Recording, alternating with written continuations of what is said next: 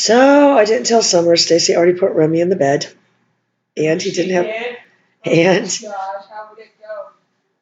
I don't know. It was just a picture, but he didn't have his collar on either. He didn't. I don't think he did. How's he doing? She said he slept till 6, but that was yesterday. He might have got up early today. Oh. So cute.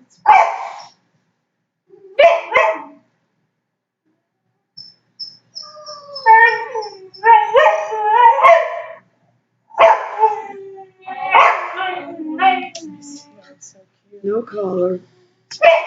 No color.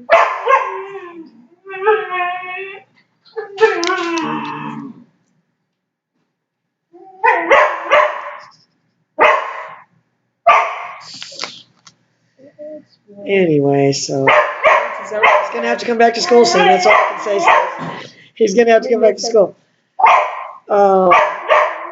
Yeah, Scooby took his place. And let me tell you what, Scooby's no Remy. That's only Scooby's only hope to get adopted, though. He's barking. If that's that boxer, you're gonna have to put him out. Yeah, Scooby's no Remy.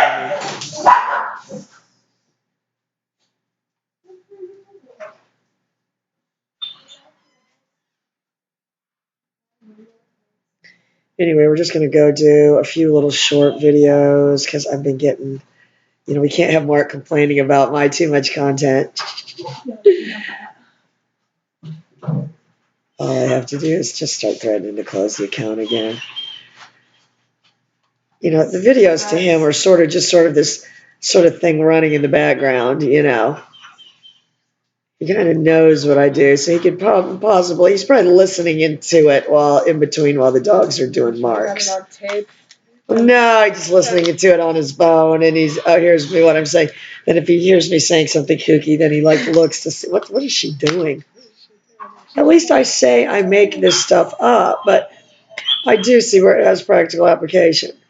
If you said I want to be able to manipulate a dog at a distance without physically touching it, because for whatever reason I wasn't, and that I understand that physically touching them convolutes things. So if there's a way to manipulate the dog around, direct the dog around,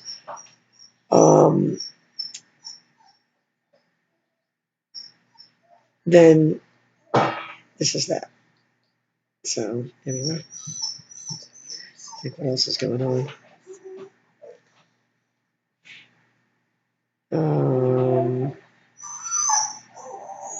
Gonna have to put Chi-Chi out too. You're gonna have to put Chi-Chi out, but make sure. Make sure Shu isn't out there. Oh no, Shu and Chi-Chi got in a fight. I mean, luckily she's not very tough. I mean, that's all I can say. Chi-Chi's tougher than Shu. Yeah. Chi-Chi, is it cold out there? Do I need a jacket on top of this? Anyway, we're going to see Chuck. Oh, I put on Chuck's thing that we were coming to see him. I'm making a video for Stefan. Oh, I can't wait for Stefan to see it. I think it's night in Germany right now, but I'll tell you who's going to be all over me as soon as he sees that, Stefan. Sven too. I mean, Sven wanted to know if I'm going to do, a video of the whole show, and he can't even come through with a phone video. I mean, it's painful. I'm starting to think to myself, I mean,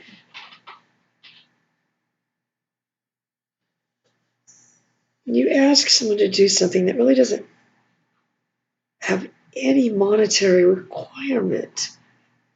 The only requirement would be a desire to not even please you, but to contribute to the friendship in some way. I don't, and I know that sounds terrible. And don't worry, Sven doesn't watch my show.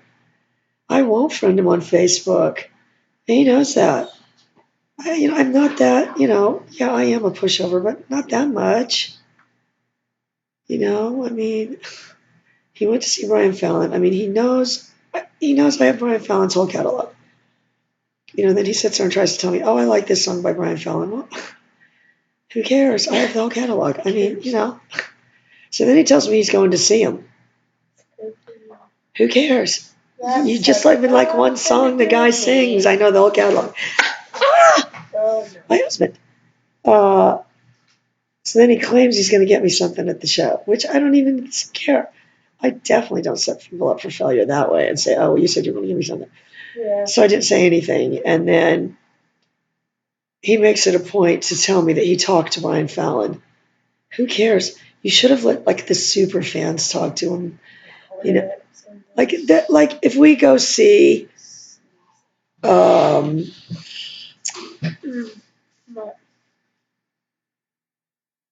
all of them should do the meet and greet like Max does, though. I don't even dare make suggestions to any of them anymore. But remember at Max, if you bought a T-shirt, you got to get the picture with Max and meet him. And not that these guys are not, like Chuck will meet any of his fans or anything, but there are people that are too shy to do it, who would be empowered by the fact that they had a ticket, because that's what they did, was give you a ticket. They had a ticket to meet him, and you got a shirt. I'm telling you, people love that stuff. I'll tell you who's buying shirts, me. In fact, we need to text Ricky and say, where's that Max shirt? I want you to wear it. Right now. Yeah, no, I want to see that Max shirt, because if I find out, we'll tell Sean O'Shea was wearing a Max shirt, we need him to do it. No, he'd go look and see, but he wasn't with Photoshop. But I don't, Brian Fallon is so many super fans. Spinel, just discovered him. I mean, he shouldn't go up there and sit there and talk to him. Unless he was going to say, listen, my friend in America just loves you. Can you do like a 20-second phone video to shout out to her? No, he had to save the battery on his phone. Sacrifice the friendship. I don't know. Smashed phone. No, I think it was his camera that got smashed. No, but before he didn't even have a camera at all. No, he did have one. It just didn't. No, it had terrible audio. Smashed it. No, he had it, but he would send me these videos, and I'd be like, "Man, the audio on these is terrible." That's how I smashed it. And then, and then just to like get back at me, I said, like I had said, try to, do you realize how, priceless it would be of like even 2 years later of have a whole show of that European tour, a good video? No. And I'll tell you why he couldn't do it, because it's rude to videotape, remember, it's rude to videotape the whole show. This is what he's saying to me. And not watch movie? No. It doesn't matter. He's directing. So I don't know. That's what I said. Maybe they don't like that. Maybe they don't like people recording the show. I don't know. Chuck didn't seem to mind. I asked him. I mean, maybe he was just saying that. If he gives my poster, I said that I was making the video for Stefan. I don't think he'll mind. I mean, there was one phone video, because he made a phone video for Stefan when I went there that one time. Yeah, oh no, he knows. Stefan's his big fan in Europe. Stefan is Chuck's super fan in Europe. And he's like this, he's like he's like the Sven he's like Chuck Sven, Let's just put it Dave. Chuck is his Dave. So I made him go give Chuck a gift one time. These people are so self-absorbed. They don't think of these things. And I don't want to say that, because if Stefan sees it, he'll get mad at me, but not really self-absorbed, but I think that they just think that what it is that it's something that they're taking, that they're not giving anything, that they're getting. They're buying the shirt, they're getting, they're buying the vine, they're getting, you know what I mean? They don't think of it as, I don't know, maybe I'm the one that thinks of it wrong. Anyway, so after that, he's going to buy Chuck a gift. Nice. And he said, and that was before Chuck had the baby. And I said, get something for the dogs, because, Germany has, if you said, I want the ultimate equipment for dogs, I would say, oh, let's just go straight to Germany, because that's where it is. They know more about dogs than it is. They don't know more about the electric collar, but they know more about dogs than any other country. Every breed of dog comes from Germany. You know what I mean?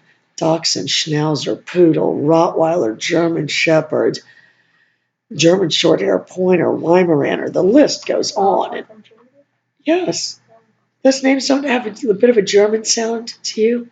German Shepherd, German Shorthair Pointer. You're not picking up on anything? Weimaraner. Yeah, no, you're just Schnauzer. This doesn't have Dachshund. Dachshund, that doesn't have, you're not picking up anything there. Let me think, what else? The majority of the lion's share of dog breeds come from Germany. Russia's got a lot of dogs. There's actually a video you need to watch. It's called Dogs Decoded. And it was by Nova. It's like a documentary. Well, it talks about evolution and stuff, and it's if you don't know that stuff, you've got to watch that because a lot of it's about, the Russians do know a lot about genetics because they've studied it. They've got a fox farm in Russia that's been there for, I think, 50 years. There's two strains of foxes, the real aggressive ones and then the real tame ones that are friendly like a pet. A fox that's friendly like a pet. What happened was some of them started coming out with little white boots, like a little white spot, and somehow those were the friendly ones. So they could breed the friendly ones to the friendly ones, and then they started getting more white markings, and they started looking a little different. But the mean ones stayed. So they took the puppies from the mean ones and they put them on the friendly ones, even though they had all kind of started out from the same original parents. You know what I mean? Just when one came out with the white spot, they would take that one and breed it to another one that had a white spot because they noticed that those were friendlier. They seemed more friendly, whereas the other ones were vicious. They seemed so vicious, even so tiny. Anyway, so they tried taking the puppies, and the mean ones didn't have any white on them, from the mean mother and putting them right after they were born on the friendly mother. And they were still mean when they grew up. So they took it a step further. And I mean, this is advanced stuff. This is this place in Russia. Go look it up. It's still there. And they do embryo transplants with the aggressive mother. They take the embryos from the aggressive mother and implant them in the tame mother and let it have the babies. And they're still so mean. There's nothing anybody can do. So the only conclusion is that it's... How do they do that, hoping that they get one? No, they're trying to see if it is genetic or if it has to do with its... Well, but listen to me. No, not necessarily. If you took the embryo from an aggressive mother and put it in a friendly mother, that friendly mother has different chemicals and everything else running through its body at all times. If you said Lucy and Solo have the same chemicals running through their body, they don't. Lucy's all, or not, if Tommy, bloop, bloop, bloop, bloop. And Solo's all, what needs to be killed? So it's different chemicals, different endorphins. You see what I'm saying? Mm-hmm. So the embryos are being bathed in these things. If something's viciously killing all day long, well, yeah, the chemicals in its body are different than something that's flopping around like a sack of potatoes. So they're trying to see how much of it is in vitro. Well, apparently not. And how much was it environmental if it was raised by a friendly mother and never learned to be aggressive? Well, apparently that was something to do with it either. Anyway, we're off track. So anyway, it's just there's certain software that's getting installed in the DNA. That's what people need to understand. And how you operate that software once you're at the keyboard. That's a good one. You need to write that one down. I operate the software as the keyboard? No, once you're at the keyboard is what's going to determine, how that software operates within that entity. And by entity, I mean your dog and how terrible of its behavior it's going to be. Anyways, text us. Bye.